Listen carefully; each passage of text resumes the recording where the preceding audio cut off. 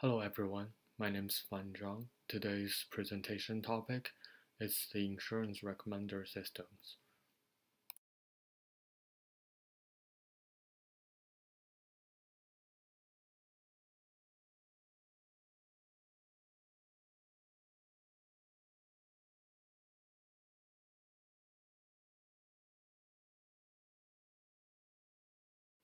First, let's introduce what is a recommender system. As showed above, a recommender system is actually what we use every day. In Amazon's, in Netflix, in YouTube website, we can see recommendations provided for us regarding either items we can shop for, videos we can watch, or movies that we might like. Those are all based on algorithms, and those algorithms currently there are several technologies that can be used for recommender systems.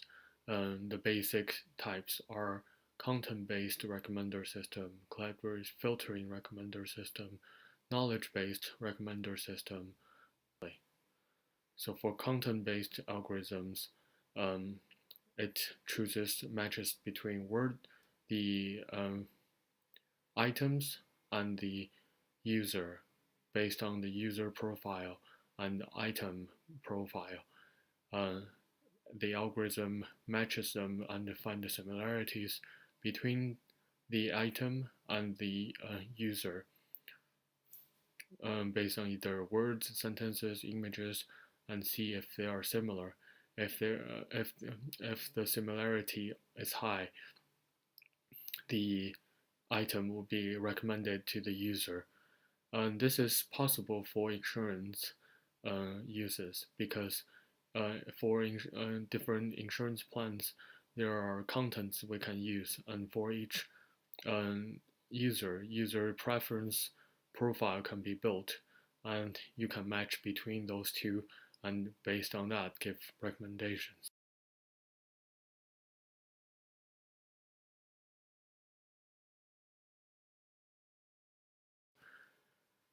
Collaborative filtering. Collaborative filtering is basically filter the related item based on similar user profiles. So, for example, if some users are of the same age from the same demographic background, a similar recommendation of insurance plan could be provided for the users who have not used the plan based on other people's choices.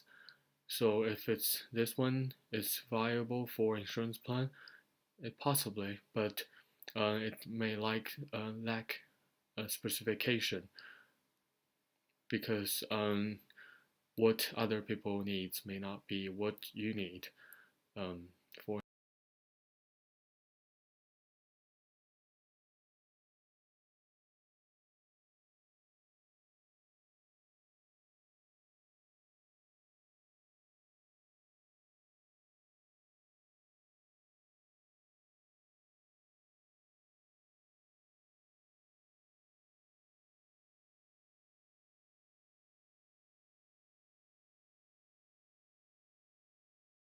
Insurance specifically. Knowledge-based recommender system. It's based on knowledge of experts and studies and use the inner linkage, the inner causality between the items and user and give recommendation based on that.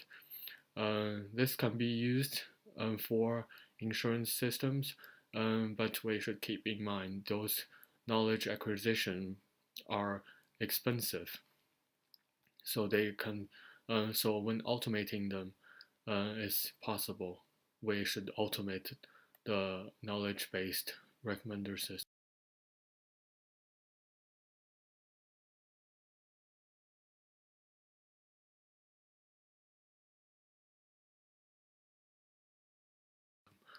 For demographic-based recommender system, It's widely used for auto insurance plan. They provide similar insurance for people in the area, the same demographic and same demographic backgrounds. That can be used. However, if we provide recommendations solely based on demographics, it also lacks specific case system action. So the hybrid system are studied widely. They are suggested by different authors to be used in the in our system in predicting.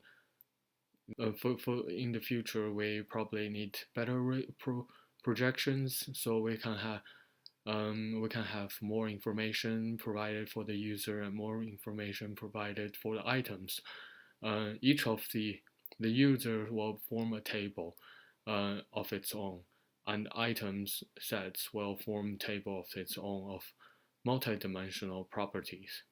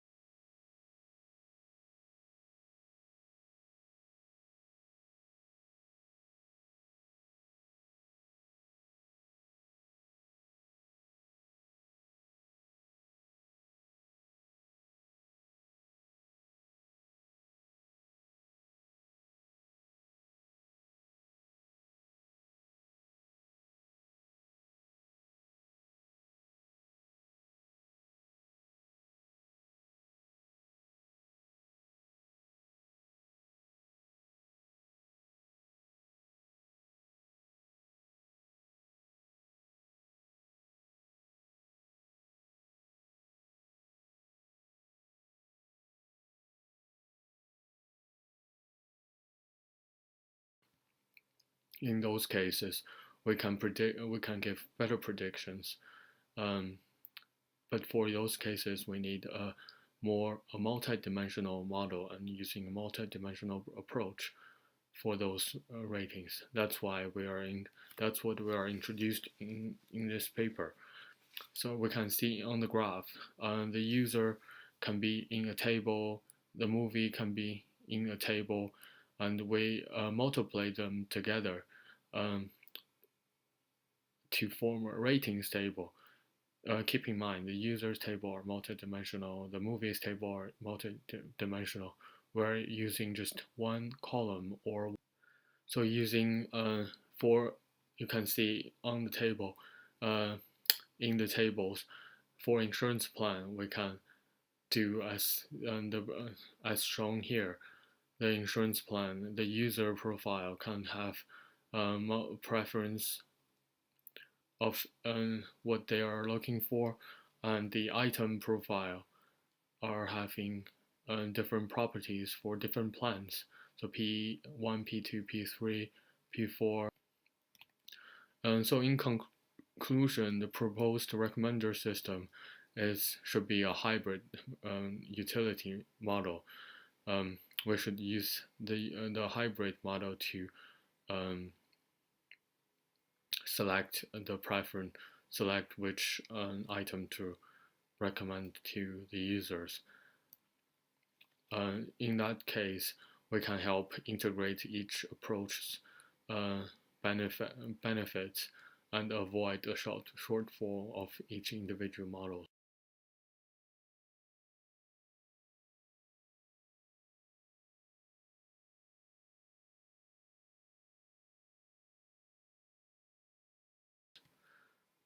Thanks. The preferences are given here.